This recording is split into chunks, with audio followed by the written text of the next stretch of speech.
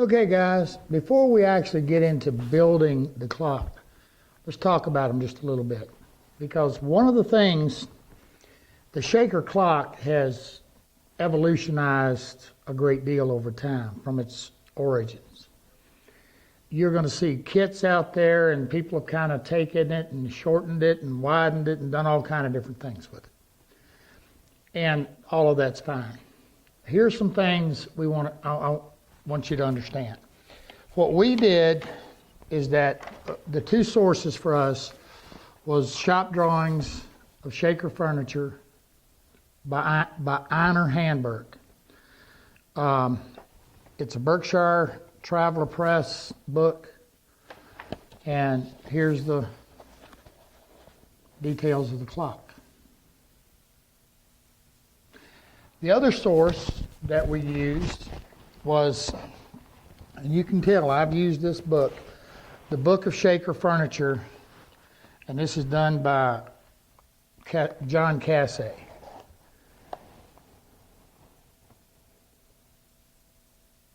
And it has a very detailed description of the shaker clock.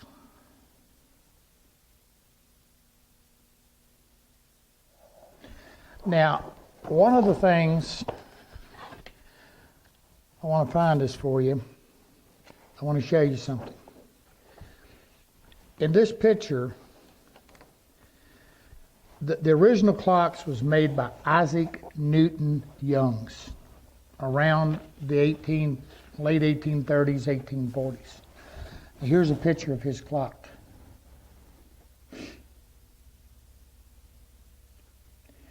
Now, one of the things I want you to note in this particular clock had glass in it. And in the bottom door, it had a divider. All of that said to say, if we take a look here, I'm going to show you this. If you take a look, what we did, this particular walnut clock, we stuck a tiger maple divider in here so that you can kind of get a look of what it would have looked like. Now, it's kind of interesting, that particular clock, it says that it was made of walnut, stained red. The back in it was pine painted chrome yellow. I don't know, guys. For some reason, that just, I don't mind a little authenticity, but that might be just a mite much. You know what I mean? I ain't going to do all this work and get the chrome yellow paint out. Now, the other thing is the majority of his clocks did not have glass in the lower doors. They had a panel door. Just like this tiger maple. Now, the other thing, in the original clock, what he did was he had two little side windows in it. Now, the reason for the side windows, now ours is just a cutout, but they actually had a seam that would have been right here, and this back piece, they had a glass slit in it, and then this little member slid in to hold the glass so that they could remove them, reach inside, and adjust the clockworks. Now, what's interesting is that, and we're going to show you all of this. Now, what's interesting is that what he actually used to do this was on the inside of here, he actually took a little teeny stick. Let's imagine this is our door. He took a small stick and it was nailed into the back of the opening.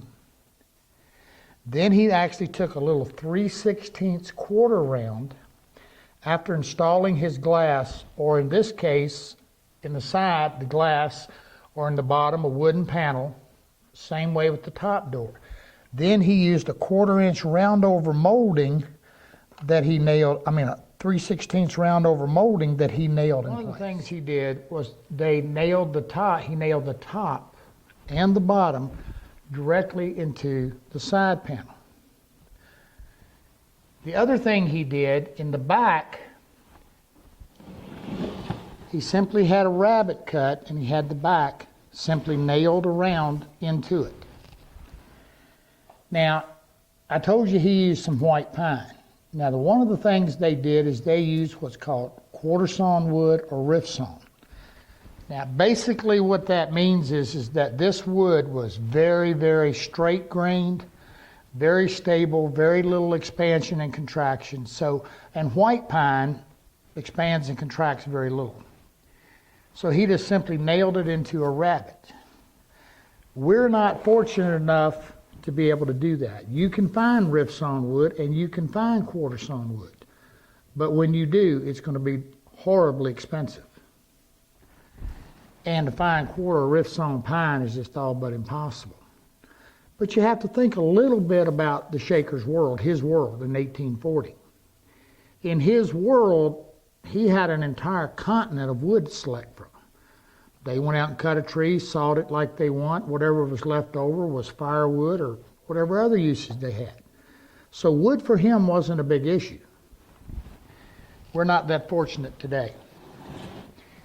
Now, one of the adaptations that we've made, and you'll see this when we get into it.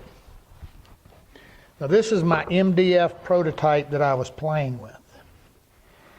Is that in the middle of here, behind this molding, he just simply had a molding going across. One of the things we're going to do is we're going to have a center shelf that goes behind here. The other thing is we're going to have an inner top and an inner bottom. And as we move through this, you'll see why. It's going to make our construction much easier. Again, you got to remember the Shaker. What he was building was a tool. It was a utilitarian thing.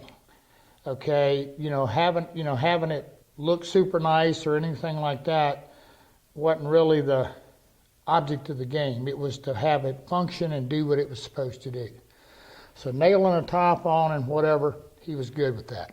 The other thing is they painted most everything. The other thing we have to deal with is we have to deal with the faces, the clock faces that we're presented with, and this is 8 by 8. And it has to fit in here and show through our door nicely. Now, one of the odd things that I have yet to figure out why he did it was that on his upper door, his side pieces right here, everything else on it, depending upon which book you read and which source you go to, the bottom and the top were an inch and an inch and a quarter, and the sides were 1 inch. Now, why he did that, I have no clue. The only thing I can think of is he did it so that this wouldn't be as wide when you were looking at it from a side. The problem with that is that it will put our clock face out of balance. And you'll see that as we go through. So we're going to adapt and change a little bit. Now, in the Tiger Maple one, I did the cutouts for the windows. This is actually an inch right here, and then we have our molding applied. This is 1 1/4 inches, and then all the bottom is 1 1/4 inches. Some accounts, it was 1 3/8 inches. Now, I hope I'm not confusing you. What I'm trying to tell you is even he did them all kind of different ways. Now, one of the other things he did in the Shaker book was that the door itself was made of 1/2 inch thick material, as well as the sides. Well, when I did this prototype using his exact dimensions, I ran into some issues.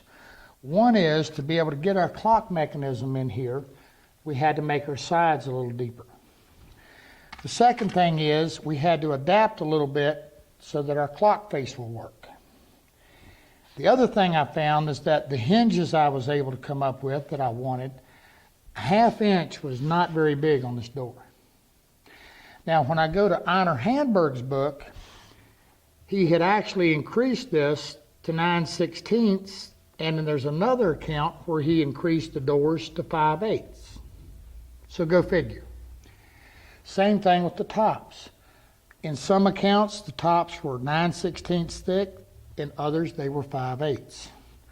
So what we're going to do is we're going to work on the 9/16 predominantly. That's going to be our major thickness of wood for our carcass. I found it worked well, and it was thick enough to do what we wanted to do. Because, you know, a ½ inch and getting your hinges in here, but, you know, he was a shaker, and they had blacksmith shops and everything else, so that whatever they needed, they made it. Now we're going to talk a little bit about the clock works, what we're going to be using. We're essentially using the basic clock face. I told you it's 8 by 8. Now this is available from Woodcraft, and some of it's even available in a kit form. Now for our movement, we're actually going to be using, again, the Woodcraft Clockworks. Now this is simply the little battery operated, and they work extremely well. We've built a bunch of these, and these things hold up and keep on working. Now there's another one you can get at the same time, and that's one that has a little speaker on it, and it has chimes. So it's all, you know, whichever way you want to suit yourself. Okay, for the hinges, I'm going to be using a couple pair from Horton Brasses, nice heavy brass. You'll see these as we build the clock. The others came from Woodcraft, and it's just simply a nice little brass hinge. Now, I went through a lot of work to build this tiger maple and cut these windows out and do all of that. So, I wanted something really special for it. And if you can't tell, there's some right nice tiger maple in this. So, I went to my buddies at Clockit. And as reminiscent as what the old shaker would have used, I bought a Clockworks. You have to wind it. I have the pendulum and everything with it. Is that not a thing of beauty? Ain't no battery here. Let me hold it again, see if you can get a really good close-up on it. All the little gears and the mechanisms. Because I got news for you. If I'm going to cut that hole and put a glass in there and somebody's going to be looking through there, I'm going to show them something. I'm going to put something in there. And there will be a faceplate mounted, and this little baby will sit right up in there. Okay, these are the basic clocks. Now, I'm going to say one last thing. On the other clocks that we did, what I did was I made all the rails and stiles the same width, which was the 1 1/4. And I'm going to show you how I did them. Now, all of this is not those little teeny weeny moldings and nailed in there. We actually used a modern day cheat to get the same effect. I'm going to show you how we did that. I'm also going to tell you that on some of the clocks, there was no molding. Straight line. It looked just like this. And the clock, and the glass and the pane was set in it. So we're going to do it the one we're getting ready to build on camera, we're going to do it very, very simple. The reason I'm doing that is that I wanted a project that a novice or somebody with very limited woodworking experience and very limited tools, predominantly a table saw, could build. And that's what this is about. It isn't so much about the shaker clock as it is learning some things about woodworking. Okay, let's get to building the clock.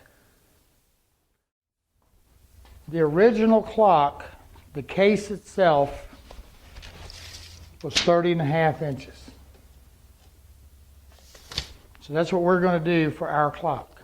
However, this one, because of my material, is 29 3/4. And I had this Claro walnut that I decided to use, and on this one I could only get 28 inches. It's all going to work just fine. Because the thing of it is it's going, when we put it in, we just want a nice pendulum that's going to be coming down and working in here. Now in the event that you decide you want to make one shorter, on the back this actually slides out and you'll see the little notches already scribed in it that allow you to shorten your pendulum if you need to. So what I'm telling you is that the dimensions are not written in stone. Now, the clock we're doing now is made out of just hard white maple, which was a wood that the Shakers dearly loved and used a lot of. But I want to show you something. If you look at this piece of wood, you see this cathedral grain running all in here? Now this has already been milled to 9/16 thick. I want to show you something. If you look on the ends, right here in the center, you're going to see that cathedral grain in a U shape. Right here. Now, normally, I would imagine most of you would just take this board and rip a piece and rip a piece. I want to explain this to you. See these straight lines out here, the straight grain? That's your most stable part of the board. Those grains, this cathedral, this U shape, it's what's going to have the most tendency to cup. Okay? So if and when you can, using the outside edges will give you a straighter and easier to work with material. You may like this cathedral grain, but it is what's going to give you cupping issues and whatever. Now obviously in big wide panels we can't get past it. But nevertheless, in this case I have a choice. So on my sides, what you're going to see me do, I have one edge jointed. I'm going to trim this other edge to be parallel. I want the width of this, my finished pieces, to be 3.5 inches. Now once I rip this side, you're going to see me move the fence in. I'm going to move it in to 3 5/8. I'm going to cut this side, then I'm going to cut this side. Then I'm going to come back, do a little 1/16 of an inch trim on each side to my final dimension. The reason for that is, when I cut this piece of wood, if there's any stress inside of here, and I cut this piece of wood and it wants to move a little bit, I have room to clean it up and come up with 2 perfectly straight pieces of wood.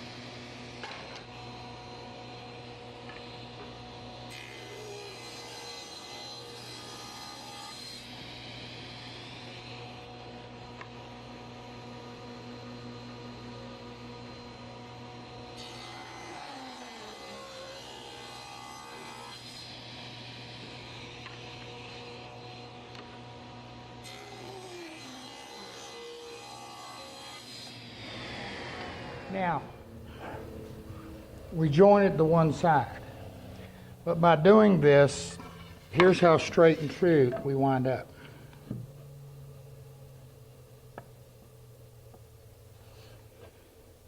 So you just learned something. If you don't have a joiner, you can get those glue seams just as dynamite as you want.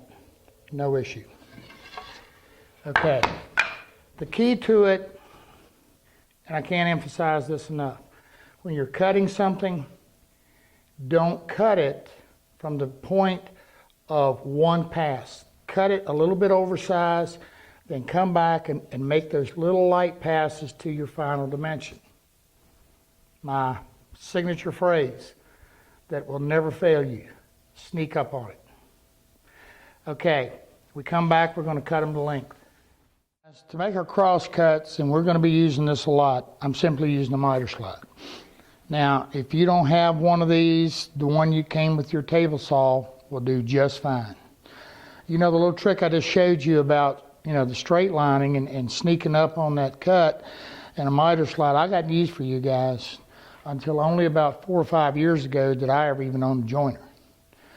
And for years I had a little Sears table saw with a pretty bad miter, but I rigged it up and, you know, and made it work. The point is you want to be square. And here's the thing, a lot of guys will square to your fence. If your fence is dead square and you know that, that's fine. But the best way to make sure your miter gauge is square is to come off the side of the teeth of the saw blade. That's what's going to be doing the cutting.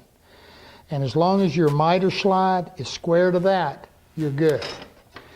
Then take a scrap, cross cut it, take your square, check it, make sure you're square. Okay guys, what I'm going to do now is cut this thing to length, and it's 30.5.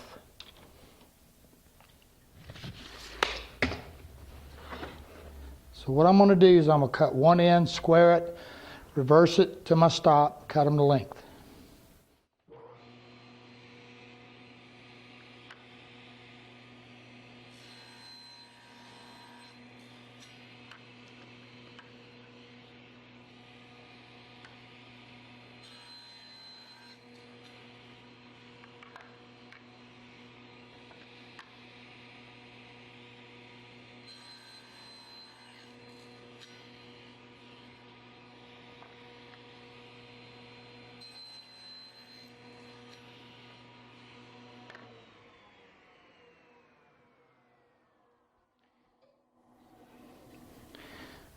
All right, I'm cut to length. Now, what we're going to do is we're going to come back.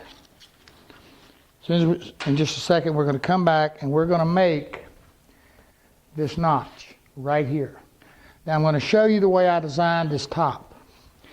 Now, if you've got a biscuit joiner, you could also use some pocket screws. But again, when I built these, my thinking was on the people who don't have all of that, and for them to be able to build a clock using their table saw. So what I did is I basically did a rabbet, and that's just this notch cut out right in here. Then I did the same thing with the inner top, and the way this is going to work, one is going to set in the other, come together. Now, one of the things I did not want on mine is I didn't want to nail the top on. I wanted to be able to attach the top without having a visible means of attachment. So what I did was, I did it this way because right in here, once we're done, I can add some glue and I can actually come right down through here into my side, nail or a small screw, and I'm good to go. The overall width of this clock is 10 inches and the sides are 9/16. And this little top piece is a 1/2 inch. So to make my notch, we're starting with the side pieces. Now what I did was, I drew a line, I drew this out. I'm a 1/4 inch deep and I'm 3/8 of an inch wide right here. 1/4 down, 3/8 wide. So I drew that. Now, once I did that, because this is 9/16, I measured it. So that gives me 3/16 of an inch is this portion right here. Little outside edge. So I took 10 inches and I subtracted from it 3/16, which is 2 of that is 3/8. That's this one and this one. Got it? And so that come up to 9 5/8 inches. Dado blade. Everybody pretty much knows what a dado blade is, but just in case some of you guys out there don't, a dado blade is you have an inner and an outer, and then you have chippers that are added to the middle of it to make a big wide saw blade called a dado blade. What I have set up here now is simply the 2 outers to 1/4 inch, and I've got a 3/8 inch height. Exactly what we were doing with our table saw blade. But you'll notice that I've got a couple samples here where I tested my cuts. Now I'm ready to do my stock.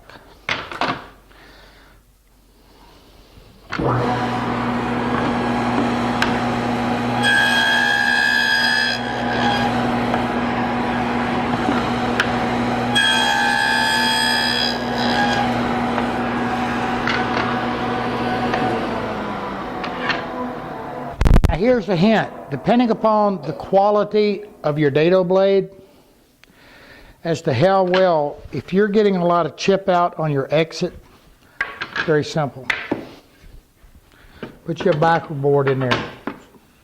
As the blade is rotating, it keeps it clean.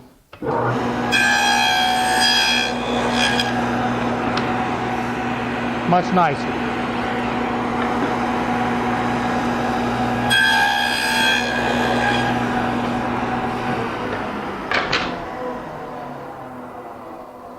That's basically all there is to notching that.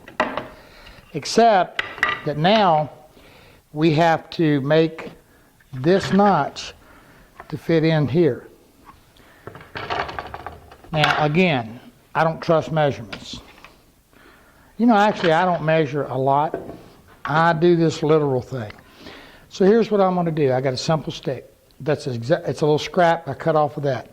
And all I'm going to do is I'm going to set it up and I'm going to draw it in.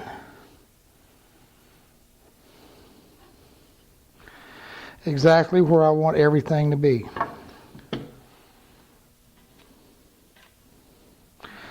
All right, doing exactly the same thing,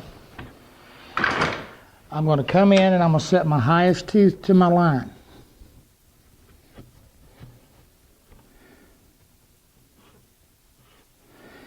Now, if you're going to do anything, set it a hair low. You can always raise that blade a little bit.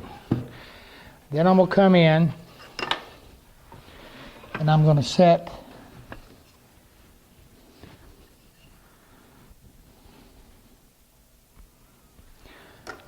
my depth.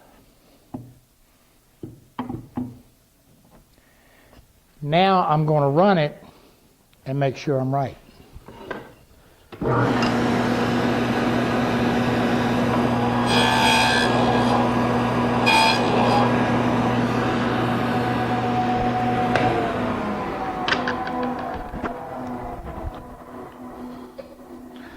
Well, I need to go a little deeper and a little wider.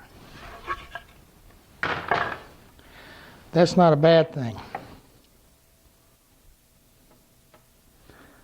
It's when you're too deep and you're too wide that you got a problem.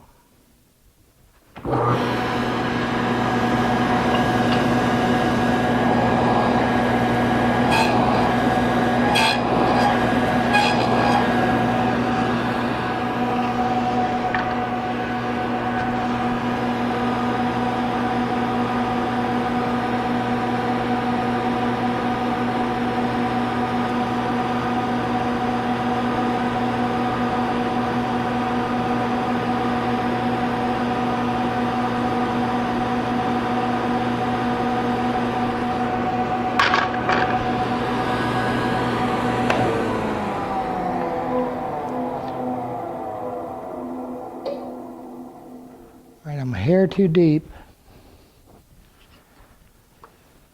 or wide and not quite tall enough.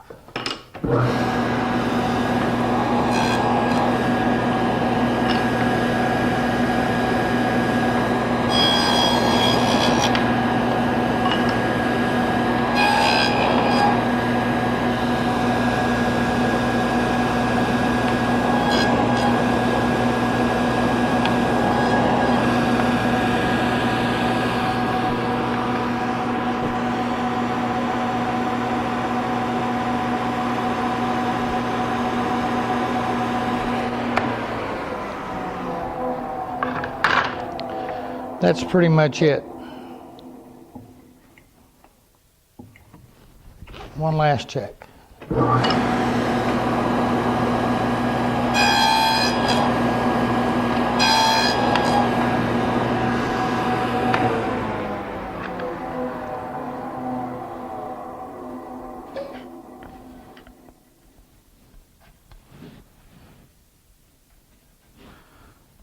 I'd still go just a hair deeper. Now I want to tell you something too.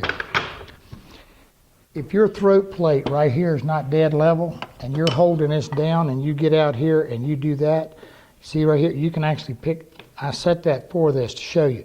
You can pick that up. So hold it dead flat on your table saw.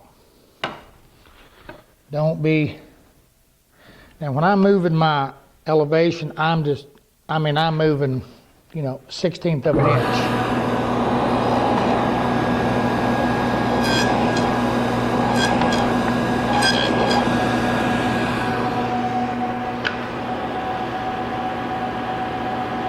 Yeah, baby.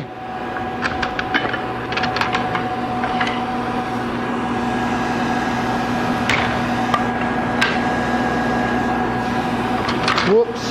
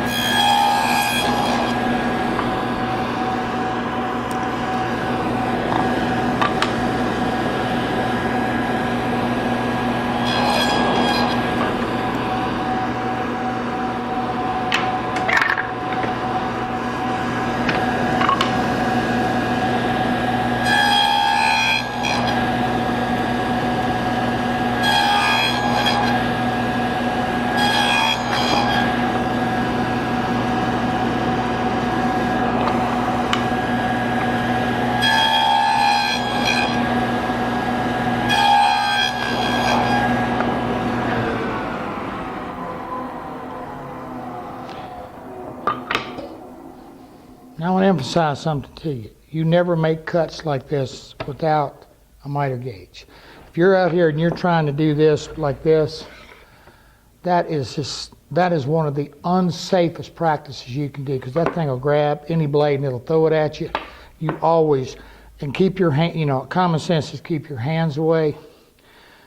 Okay, you got it, and you notice when I go up, I come back, but I'm holding tight against my fence. Don't lose your focus. You want to hold on tight. Keep you from getting hurt.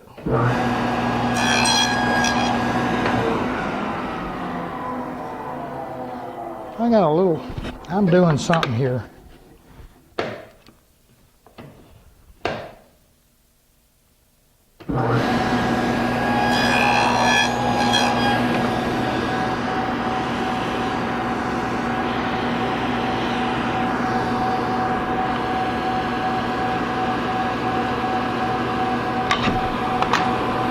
We're good to go.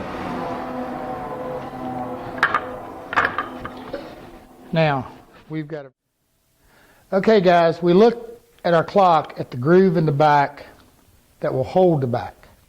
So let's cut it.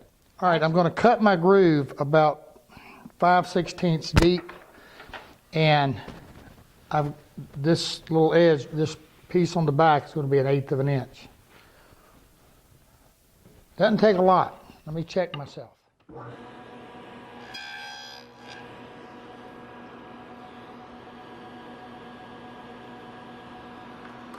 Good to go.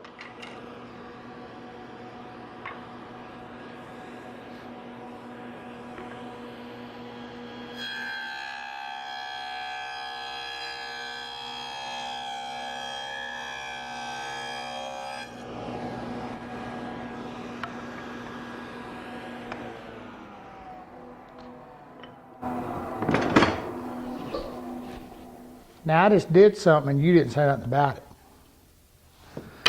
And that's probably okay for me. And when I say that, you got to understand something. I run a lot of wood. And when you're using a table saw, you want to make sure you keep your focus where it needs to be. Now, depending upon your woods and whatever, make sure you orient yourself so that you don't cut that little groove, that you got your pieces matching in the way you want, your fronts and your backs.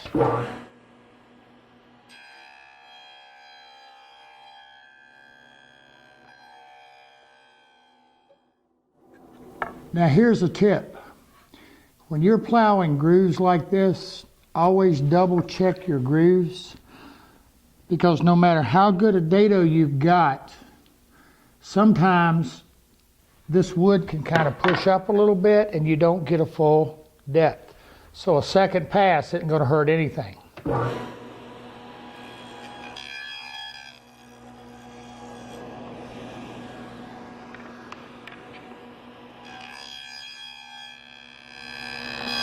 Now I'm going to change my dado setup to 1/2 inch because I need to cut my little dados for my little center divider here to go in. So I'm going to switch this out. I've got a 1/4 set up. All I'm going to do is add 2 1/8 inch chippers. The door that goes on here is 10 inches square. 10 this way, 10 this way. Now, I want to locate this because we're going to have a molding go on here. This molding is going to glue right across here, just like so. And so we want a gap at our top and at our bottom so our door can open. So that gap's going to be about 1/16 of an inch top and bottom. So I want to set my partition at 10 1/8. That's my 10-inch door plus my 2 1/16 gaps. Now I've done something intentionally here. I took my dado, this is a dollar width. Now this ain't one of them wobble deals. If you guys don't have a dado, you really want to avoid those. Get you a stack set. Those wobble ones just, they don't do real well. This dollar width lets me, I can dial in and out a little bit to kind of make my wood fit. Most of the others you have to use little shims, and I could do that. I could do that in a minute. But some of you are going to be using your table saw and just a table saw blade. Now the first thing I did is I took a piece of scrap and I set my depth at 1/8 of an inch or thereabouts. Now the problem I've got, and what I did on purpose, was my 1/2 inch material's not quite fitting in it. I actually dialed my dado down to where it wouldn't. And I did that for a reason, because I'm going to show you how to sneak up. Now again, if it's too wide, that's a little tougher. You know, there's one thing you learn in woodworking real quick. 2 things. One, sneak up on it, and the other thing is that takeoff thing's a whole lot easier than that add-on thing. All right, so I'm going to make my cut. So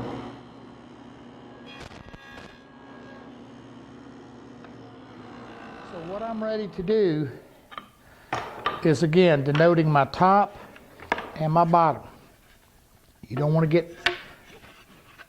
get your hind parts before. Now here's a little clue. When you've got a little bit of cathedral grain like this, you always want your grain running vertical. Have those going up. You don't want your cathedral grain going down. Always run it up. So in this case, this is going to be my top. I'm going to use a little backer board here to prevent some chip out.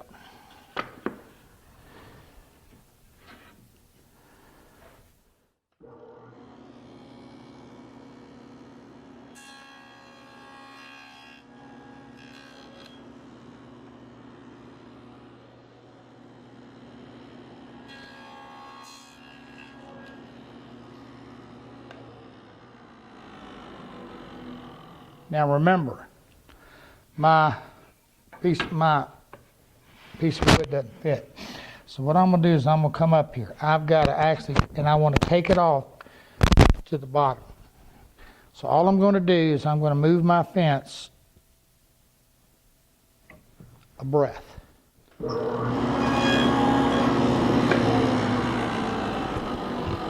And again, I'm using my scrap. Now, I'm not bad there, but I'm a little bit loose. So what am I going to do? Well, I'm going to actually sneak back that way half a skosh. See, and one of the things I want you to get from this, because this is honestly how I build everything, my scrap bin is one of the most valuable things I've got. Test, check, setups. You know, being sure is a good way to do it. Okay, I'm pretty confident I'm on the money, so I'm going to do it.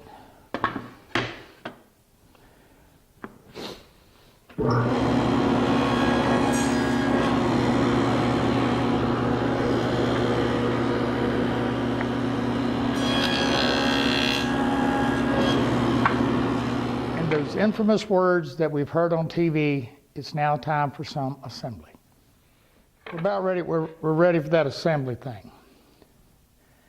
But before we do, remember, when we made our inner tops, we made them pretty much full width. So now we need to rip those down. Now I've switched back to my table saw blade and I'm going to measure this. I'm at 3 1/8 inches. But again, I do this constant. I know my table saw is accurate, extremely so, but I like to make sure.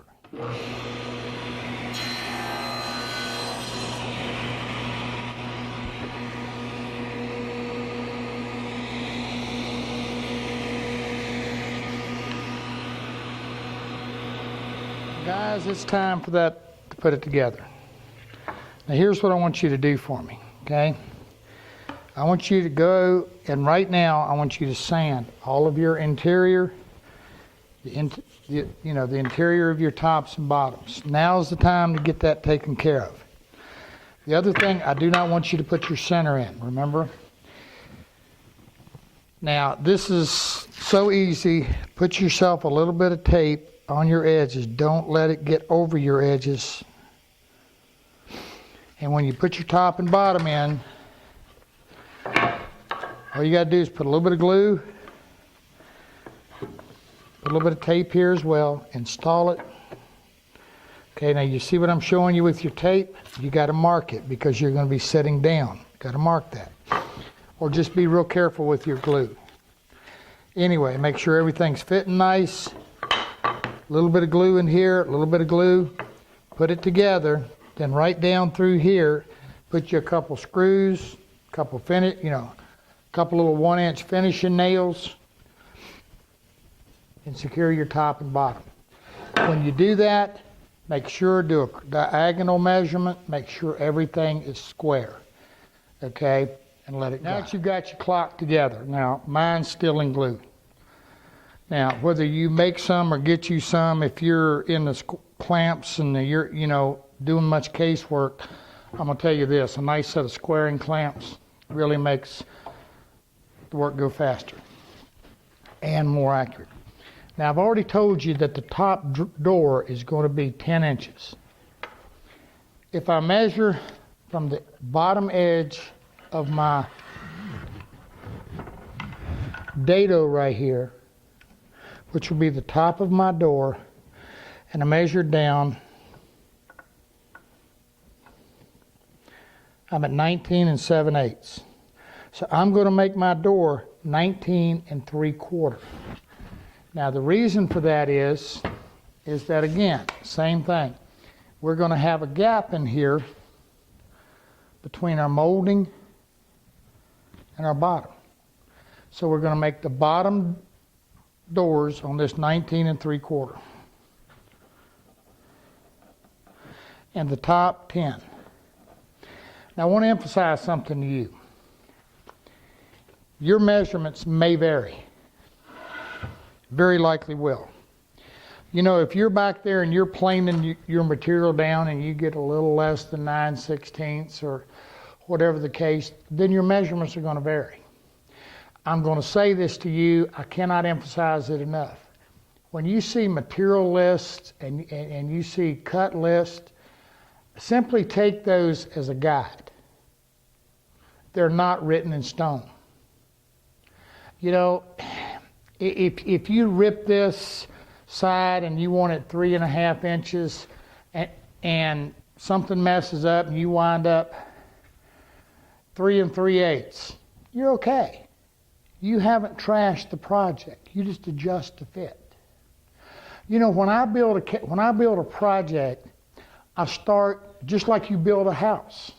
You start with your foundation. I don't go in here and start cutting all this stuff.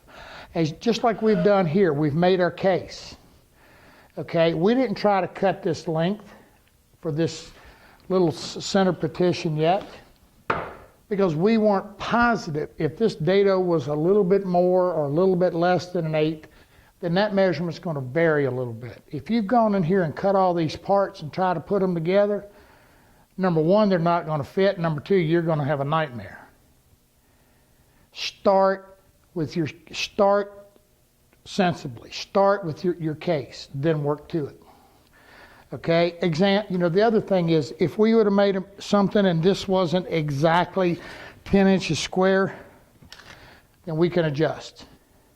Okay, if it's a little bit off or something, we're all right.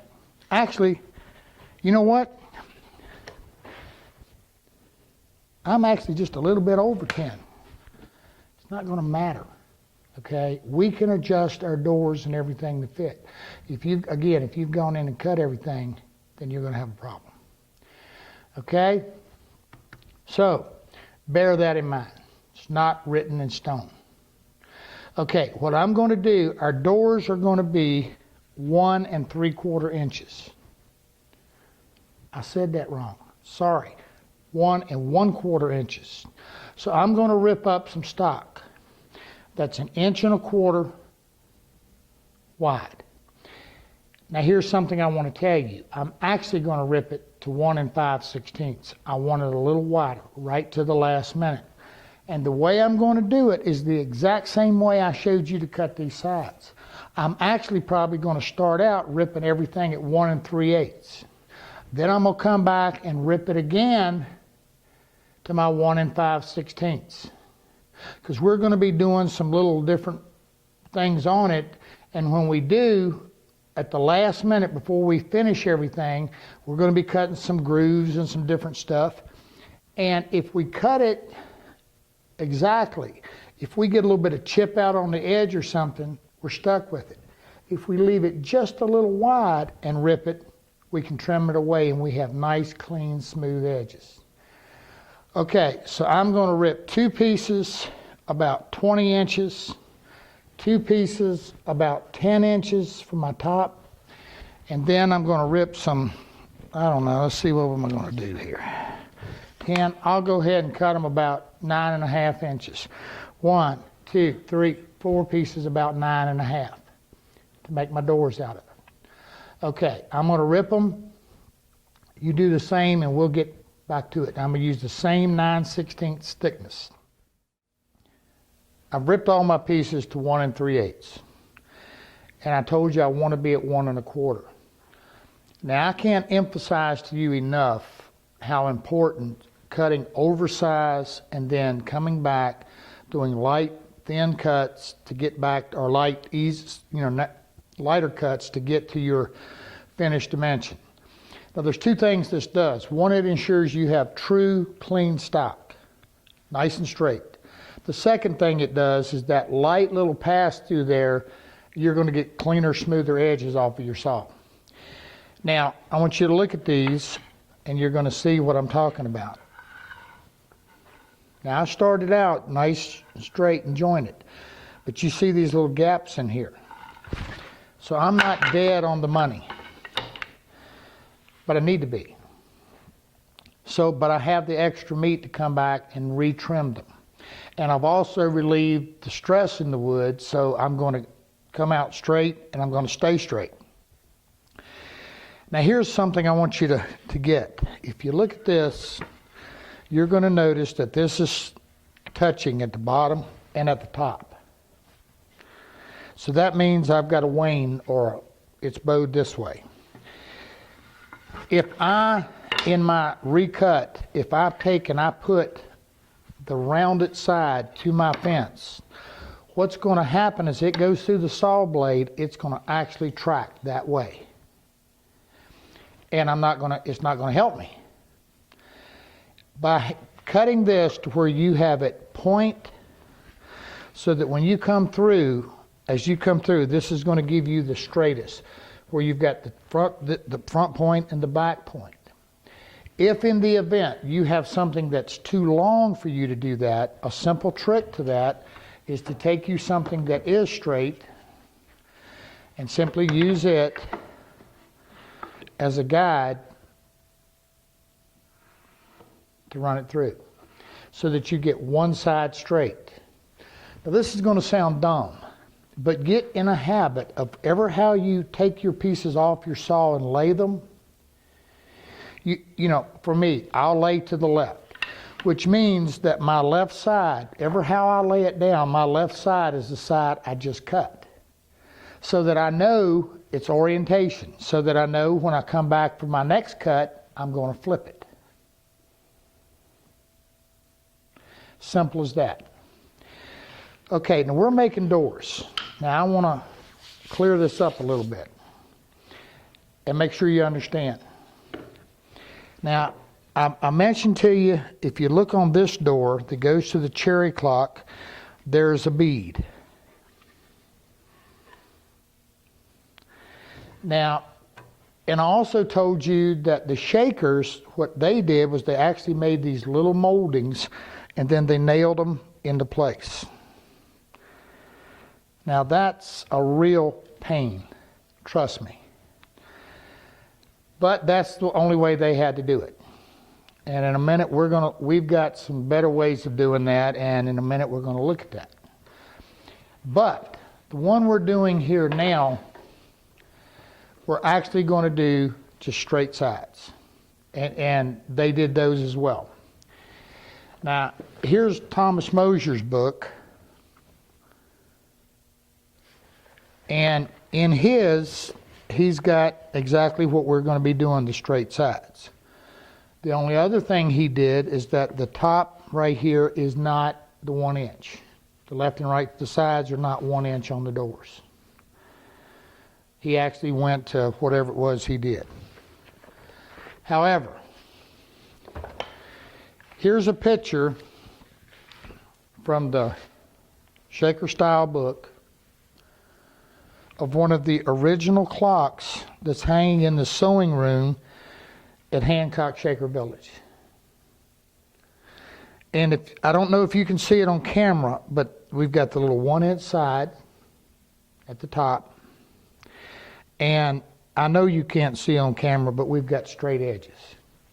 So that's not a big issue. We don't have the bead. Okay.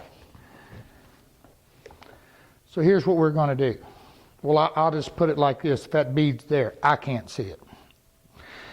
All right, so what I'm going to do, I'm going to rerun all of my stock to get it nice and straight.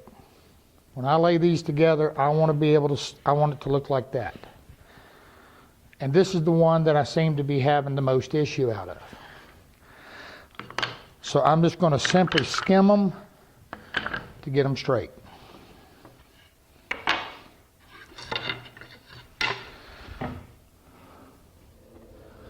Never have any more blade over the top of what you're cutting than you're willing to get cut. Just a real good way to think of it. If my hand happened to hit that, I'm going to get a cut. But I'm just going to get cut. I'm not going to lose parts.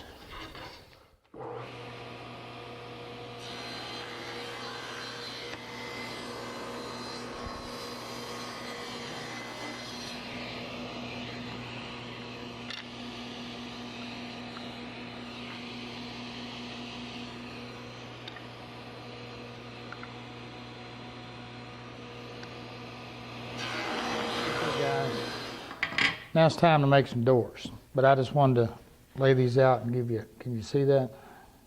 dead straight, no issue. Said ran to one side, came back, run the other side. I'm just a little over 1.25 inches, but I'll do my final size when I've got everything where I want. Now, what we're going to do is, in order to make this door, we got to cut a groove in it. So what we're going to do is we're actually going to take our saw, and by running our pieces on edge, we're going to create our groove. We want that groove to be right at 1/4 inch wide. Now, and I want it to be 3/8 of an inch deep. So the 3/8 is going to have to do with how tall I have my blade.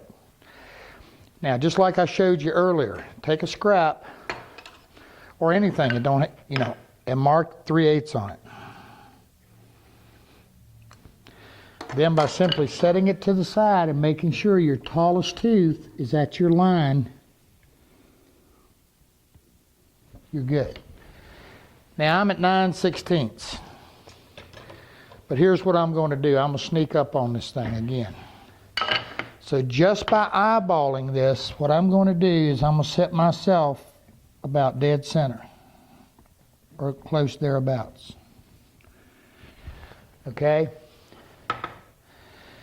Now the other thing I'm going to do is to make sure, well, here's an old piece of MDF. I want to double check my depth.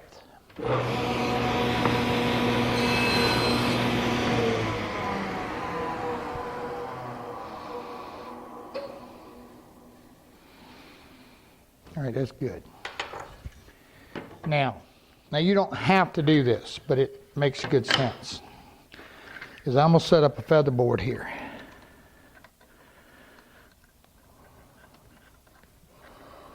Just to keep me tight against some of my grooves are accurate. When we was off camera, Billy was talking, he said, yeah, you're talking about not getting cut, you got a saw stop. Yeah, well, let me tell you something, guys. And I'm glad I do, but I'm going to tell you. Just because you got a saw stop isn't an excuse for being stupid. Okay? Now I'm going to set this up. I don't need a ton of pressure. I just want something that's going to keep me. I want to stay tight and vertical here is what I'm after. And I'm probably going to have to be moving this because we're going to sneak up on this 1/4 inch. Remember, we're not trusting those little measurements. We're going to trust the literal, actual cut. Yep.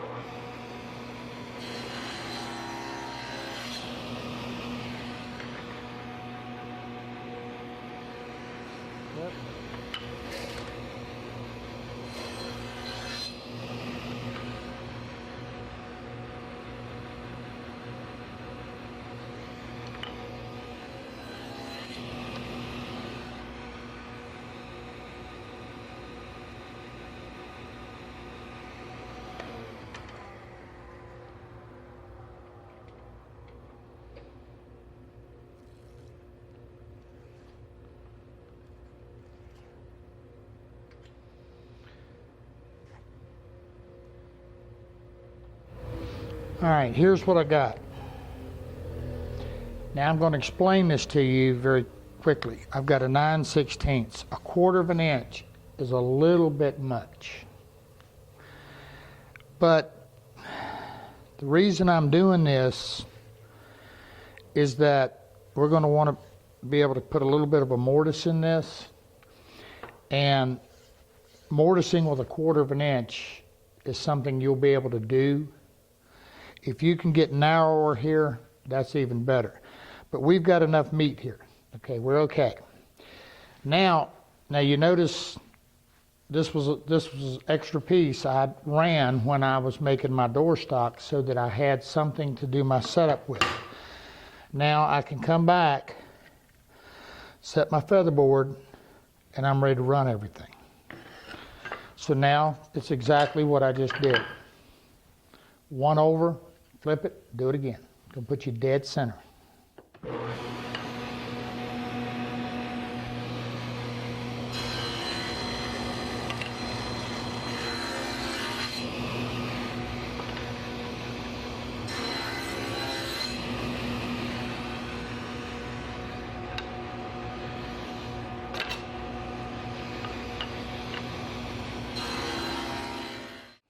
I've got all my pieces grooved. Now it's time to do some length cutting. Now I've told you the top of this is 10 inches. Okay? You want your top, no matter what the depth of your clock is, no matter how tall you make it, you want the top door to be 10 by 10, or as close thereabouts as you can come to.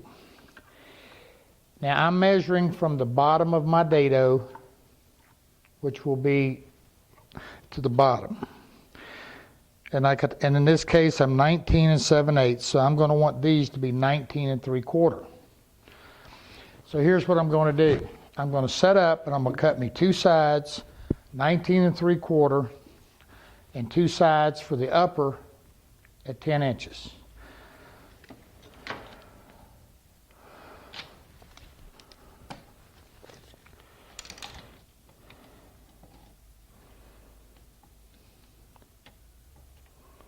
You know, guys, not enough can be said about safety.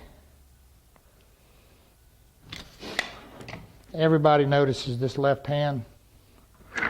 I didn't do anything stupid. It was a table saw. Yeah, I know, not a good thing to talk about, but you know what? Safety is safety. I mean, I don't know any other way to put it. But here's the thing.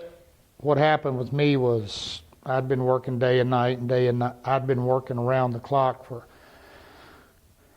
I don't know, 24, 28 hours or so, and I literally just hand went into a saw. I know, not a pretty sight. So I can tell you about table saw safety. And I'm not, you know, I'm just telling you, you got to stay focused on what you're doing and use all your safety precautions. There's just, you know, don't be stupid.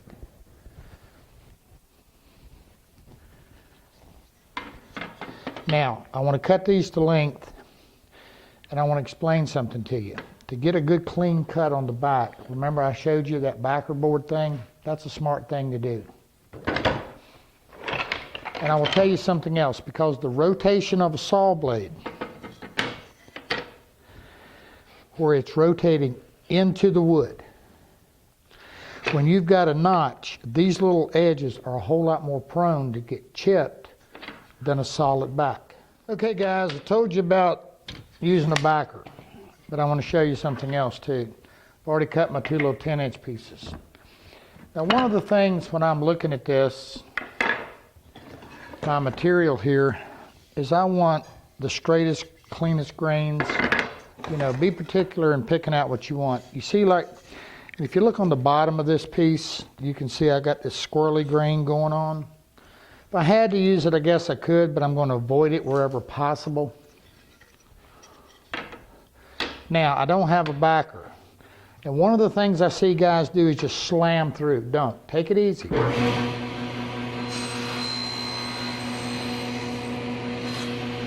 And you get a nice clean cut.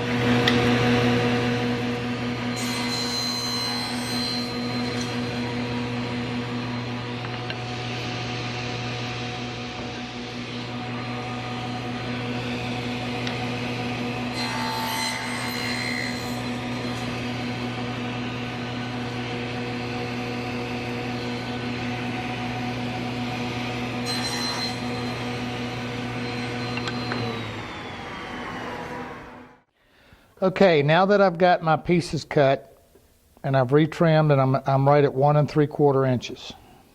Excuse me, 1 1/4. I'm going to actually lay these in place. And I'm going to take a literal measurement with it in place. You know, again, you can calculate all you want, but doing something where you can measure it in place, you're going to be a whole lot more accurate. Sometimes, a lot of times I'll clamp these in place just to be sure.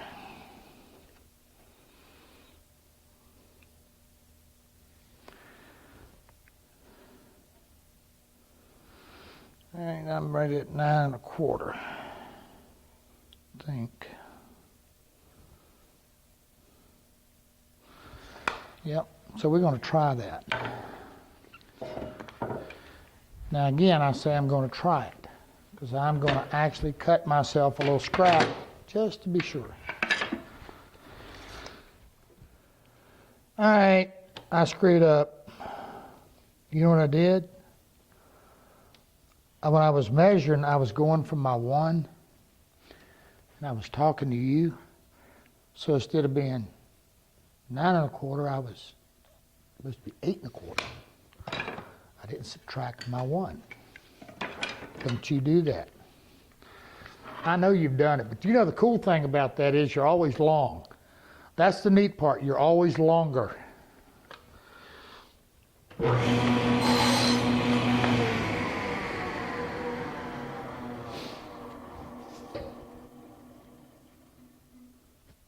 Let's try this again.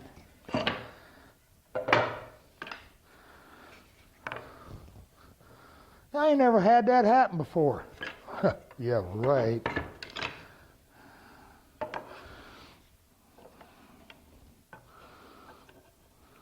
I know y'all out there laughing at me because you've done the same thing. How am I? I did pretty good. When they come in tight, I'm flush to my sides. Actually, I'm just a little teeny bit wide, just a hair wide, but that's okay because I got some saw marks here I'm going to be cleaning up, right? Yep. Okay, remember, we can always take it off. It's that add-on thing. We're good. Let's rock. Get them done. I don't want to cut up my stock. I've done that too. Really have.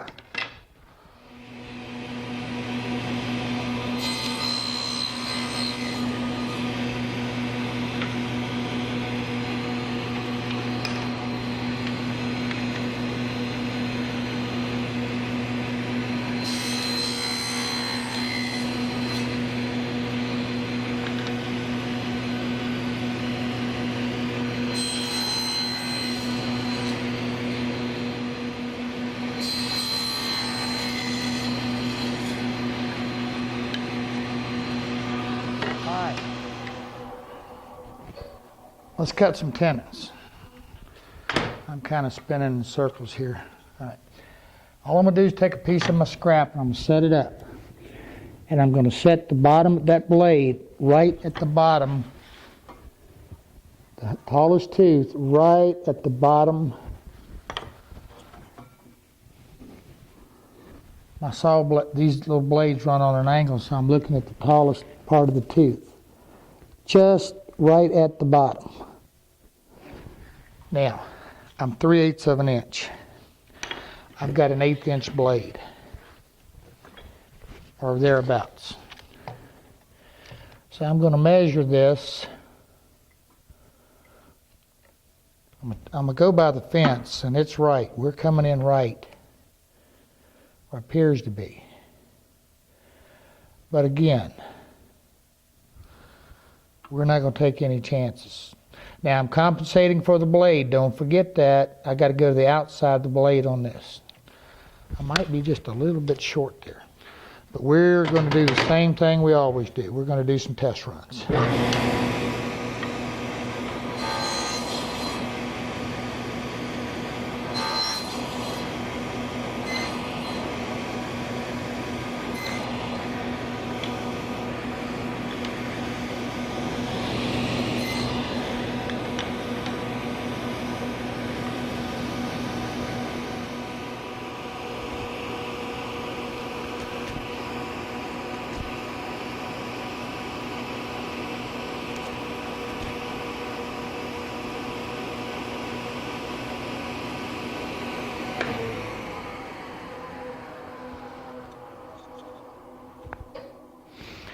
All right, my depth is good, pretty good right here, but I'm too loose. Got to lower that blade.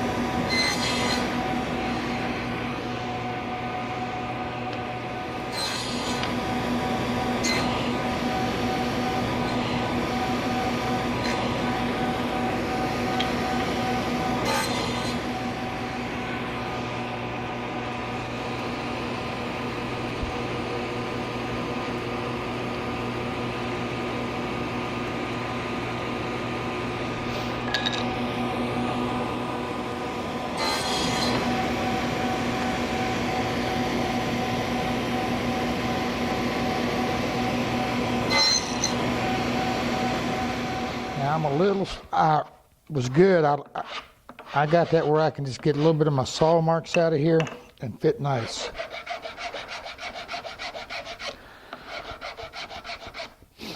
Now, you don't want to have to beat this thing together, guys. You do that and you're going to have a mess. And to understand, if you have to drive it together, you're going to split it right here. You want it to slide together nice and firm. Like I said, taking a little bit off and a thing in the world wrong with that.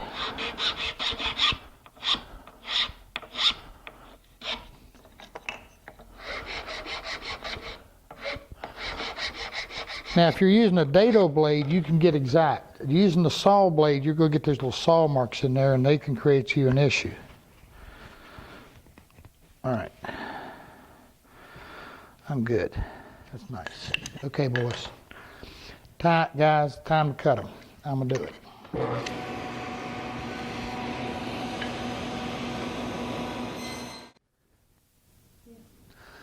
Okay, guys, I got everything tweaked out. And I got my doors fitted up. Looks good, huh?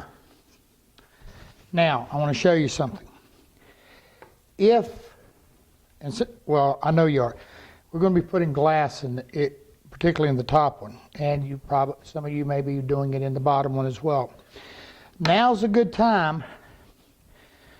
Now, don't do the side. You can't do the side or you're going to remove your back right here. That's why using the rabbiting bit, we can come in and clean this out and not remove that. But now's a good time to just go ahead on the table saw and just go ahead and rip this out on your cross pieces, top and bottom. Now all I did was, you can see what I did, I just simply cut it out. Simple as that. It's just that much less that we got to route and chisel. Here's what you got.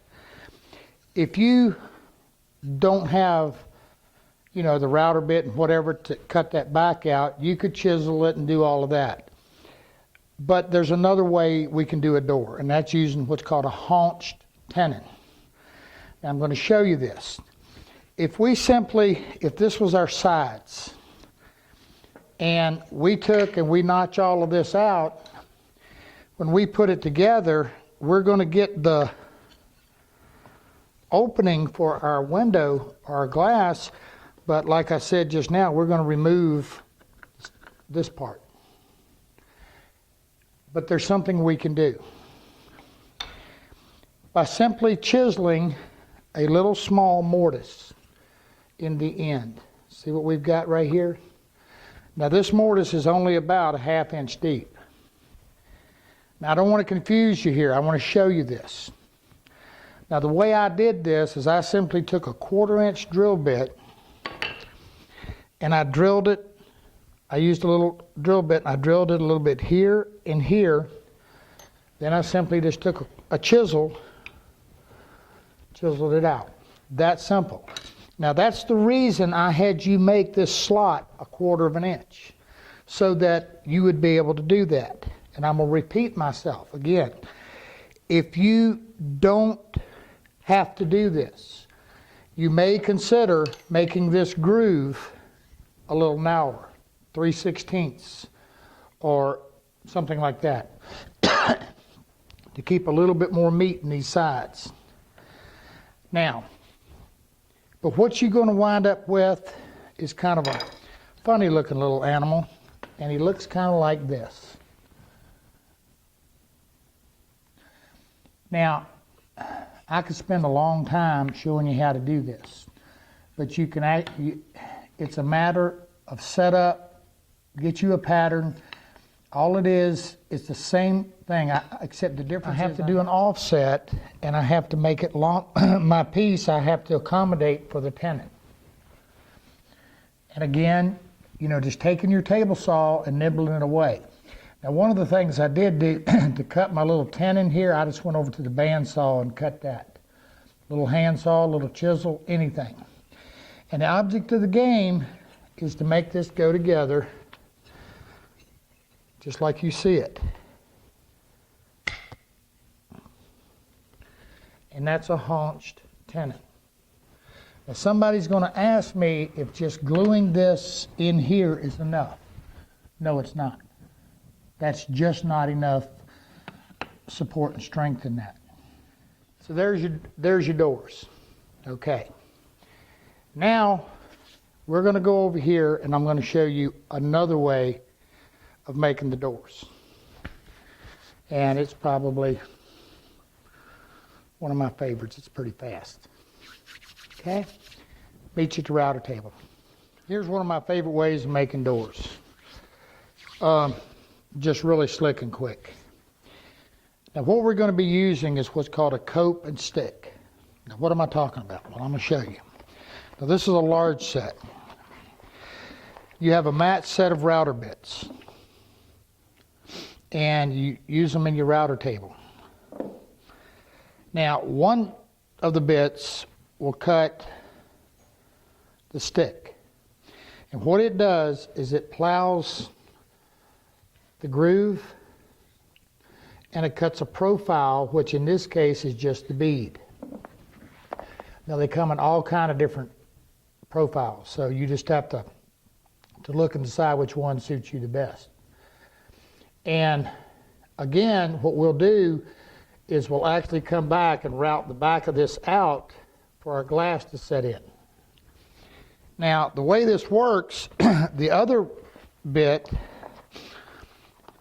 cuts what's called the cope and the little tenon. And it simply goes together just like this. Now what this does is this creates a lot more glue space in here. And it's a flat grain to a flat grain as well as a tenon.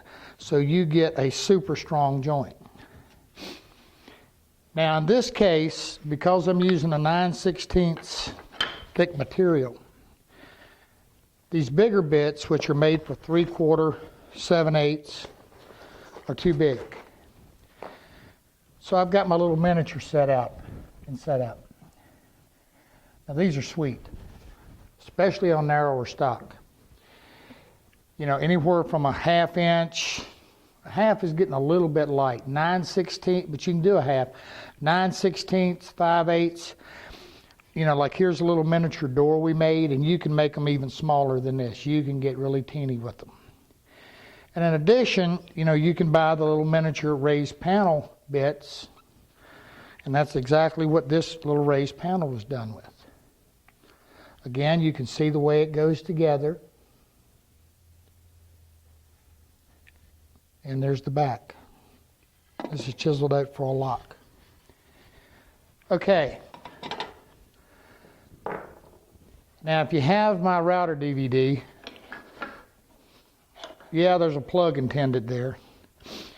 Then all of this cope and stick, you know, on doors and drawers, all of this is in it in great detail. But I want to show you basically how this works.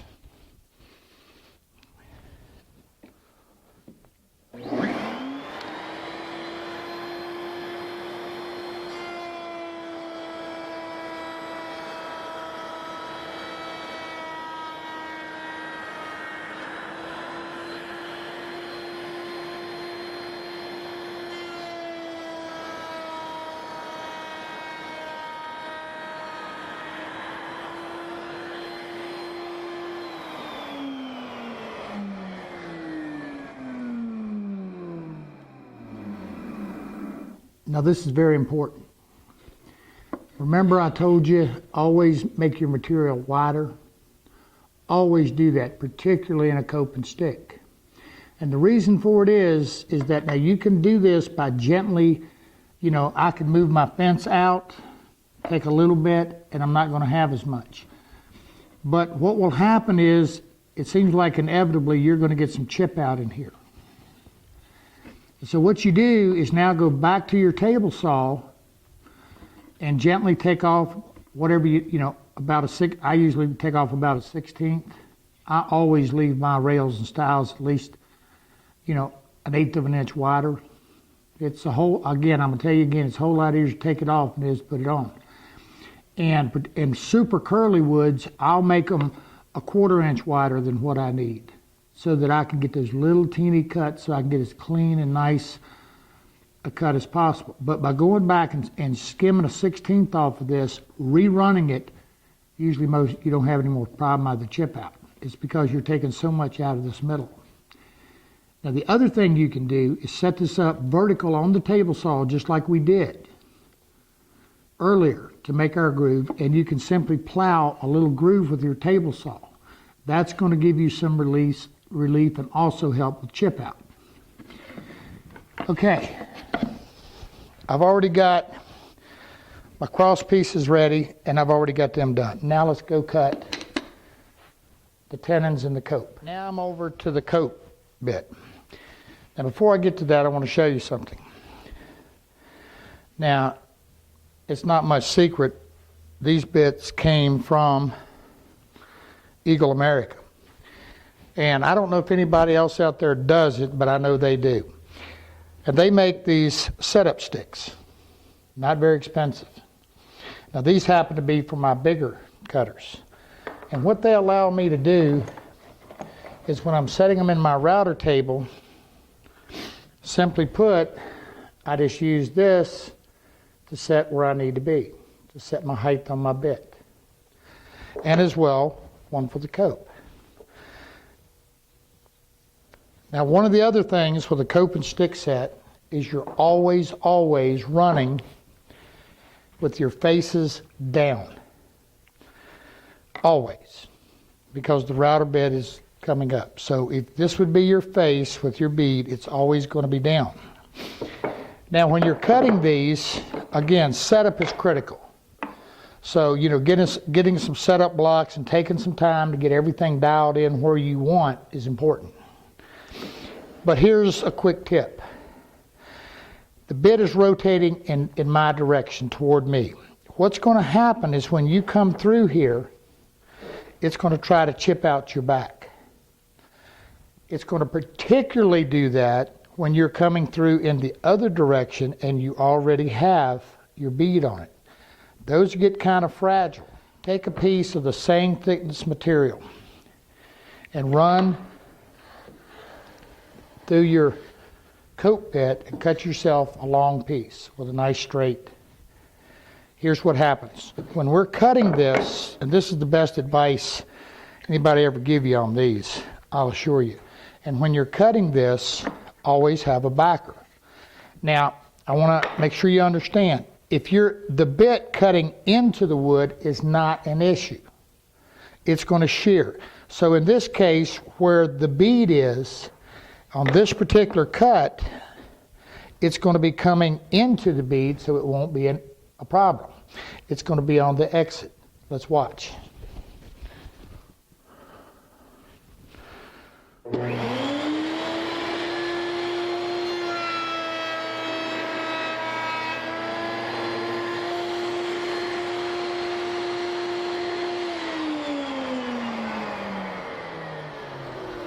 I have a very nice clean cut.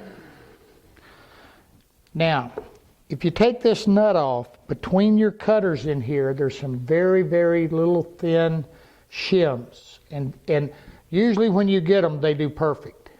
But if you sharpen them or have them sharpened, you usually have to adjust that. And that's going to help you adjust your tenon thickness. Okay? But the bottom line to it is it's just perfect. Now my problem is going to be now is that when I come this way, I'm going to be coming into the bit. That's where having this backer is so critical.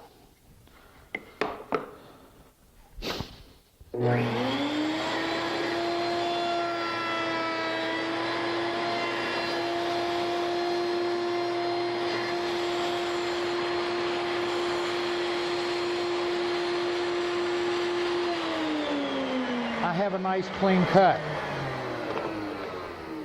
Now because I'm doing this purely as a demonstration for you, I've got a piece that we're not going to use a backer on just for kicks and giggles.